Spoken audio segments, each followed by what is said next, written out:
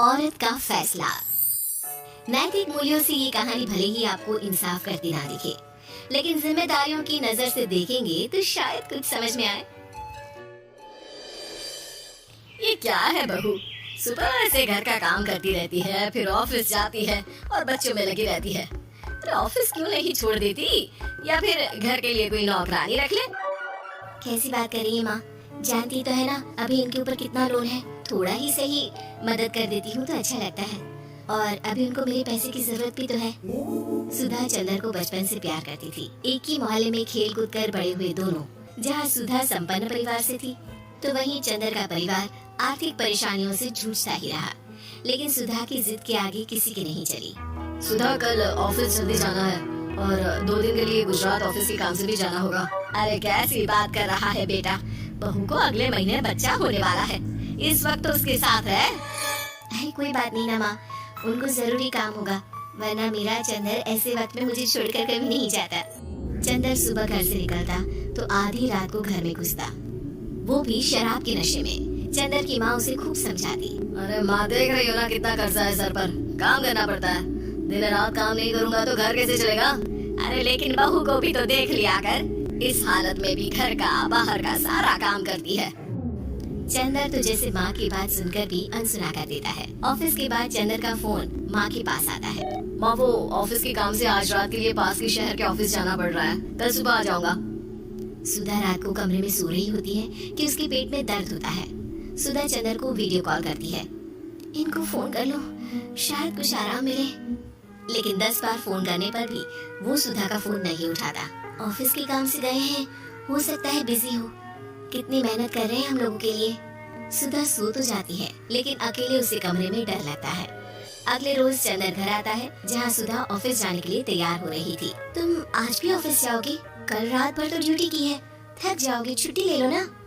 अरे नहीं नहीं, कैसी बात कर रही हो, ये तो पॉसिबल ही नहीं है। अच्छा रुको, मैं जल्दी से तुम्हारा खाना और नाश्ता बना देती हूँ। बेचारी सुधा ऑफिस जाना छोड़कर लग जाती है पति के लिए खाना बनाने, उसके कपड़े प्रेस करने और जरूरत का सामान मुहैया कराने के लिए। हो सके तो रात की ड्यूटी मत लिया करो ना, मुझे बहुत डर लगता है।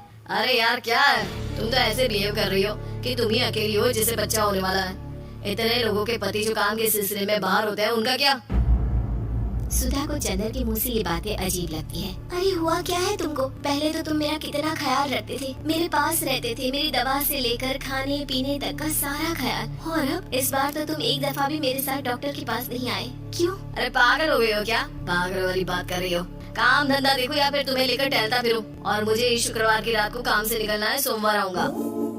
सुधा को समझ में नहीं आता कि क्यों अचानक से चंदर को फील्ड का काम मिल गया है। लेकिन एक दिन, सुधा, मैं और चंदर जरा एक रिश्तेदार के घर जा रहे हैं, तुम भी तैयार हो जाओ, घर में अकेली कैसी रहोगी। अरे नहीं नहीं, इस हालत में इसे लेकर जाना ठीक नहीं है। अरे लेकिन मैं ऑफिस भी तो जाती हूँ, फिर घर में अकेले। चंदर उसकी कोई बात नहीं सुनता। वो सीधा कार निकाल कर माँ को लेकर चला जाता है। सुधा घर के काम में लग जाती है कि अचानक उसकी नजर चंदर के बैग पर पड़ती है, जिसमें एक कागज दिखाई देता है। इनकी कागज भी ना इधर उधर फैले होते हैं, एक भी खो जाएगा तो बवाल करेंगे।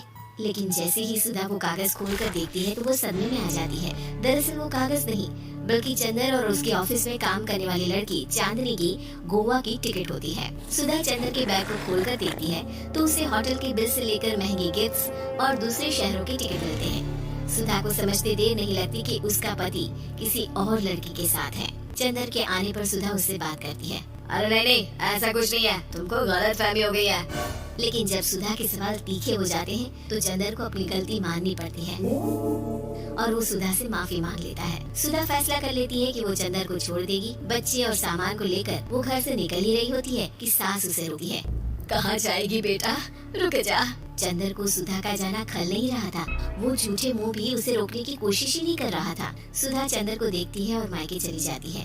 मायके में माँ कहती है, अरे आज से कैसे घर छोड़कर आ गई? कौन सा चंदर तुझे छोड़ रहा था? माफी तो मांग ली थी ना। देखो बेटा, बेटी डोली में जाती है और अर्थी में ही निकलती है। पर पापा, मेरा आत्मसम्मान, उसका क्या? आपने मुझे पढ़ाया लिखाया है, इस लायक बनाया कि मैं खुद का खर्चा उठा सकूं, बेटी को पढ़ा सकूं, एक अच्छा जीवन पाऊं। अरे लेकिन पति की जरूरत तो होती है ना सुधा दीदी, और अगर आपको नहीं है तो इस बच्ची का सोचो जो अपने पिता से इस कदर जुड़ी है। आने वाले बच्चे की सोचो जिसके आने से पहले ही आपने पिता का प्यार से दूर करने की सोच ली। सुधा फोन देखती है लेकिन चंदर का कोई कॉल नहीं होता।